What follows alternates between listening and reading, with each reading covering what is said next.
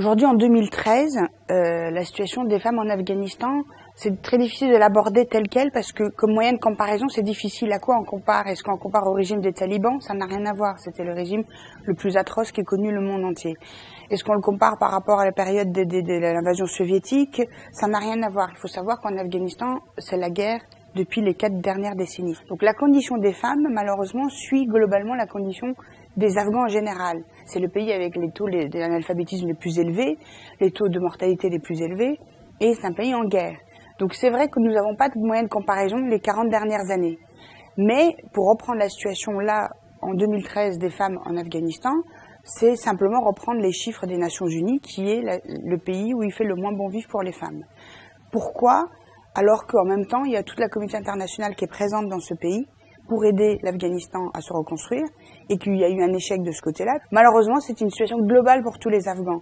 Les femmes encore pire parce que quand vous prenez une situation post-conflictuelle, que ce soit l'Afghanistan ou après les révolutions arabes partout, on sait très bien que le sujet, le fil rouge, ce sont les femmes.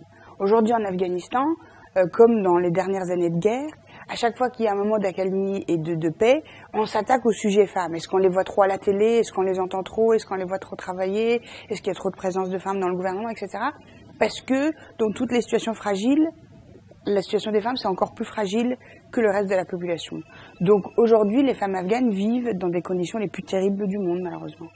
Eh bien, la situation des Afghanes aujourd'hui, ça dépend déjà d'une situation globale politique. C'est déjà, il faut une vraie prise de conscience à la communauté internationale que le sort des femmes afghanes n'est pas juste un problème culturel ou religieux, ce sont des femmes qui n'ont pas accès aux droits les plus élémentaires, accès à la vie, à la santé, aux soins et à la respiration d'une air et à l'éducation. C'est-à-dire qu'il y a vraiment les droits les plus fondamentaux. On ne parle même pas de considérations culturelles et religieuses en Afghanistan. Les femmes n'ont pas accès aux droits universels. Donc aujourd'hui, déjà, il faut, avec la présence de la communauté internationale, il faut déjà se tenir compte de ça. Est-ce qu'on a assez fait pour ce peuple à qui on a promis, en échange de sa collaboration pour la lutte contre le terrorisme international, de reconstruire ce pays? Est-ce que les droits les plus fondamentaux, universels, sont accordés aux Afghans et aux Afghanes? Non. Donc aujourd'hui, c'est juste prendre les choses basiquement. On a un pays qui est en guerre depuis les 30-40 dernières années.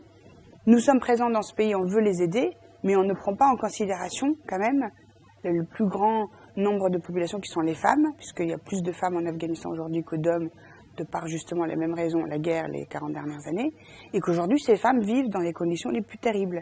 Alors maintenant l'excuse c'est la religion, le fondamentalisme, etc. Mais il y a quand même les droits universels à respecter pour ces femmes, et que ces femmes n'ont pas accès aujourd'hui à ces droits universels.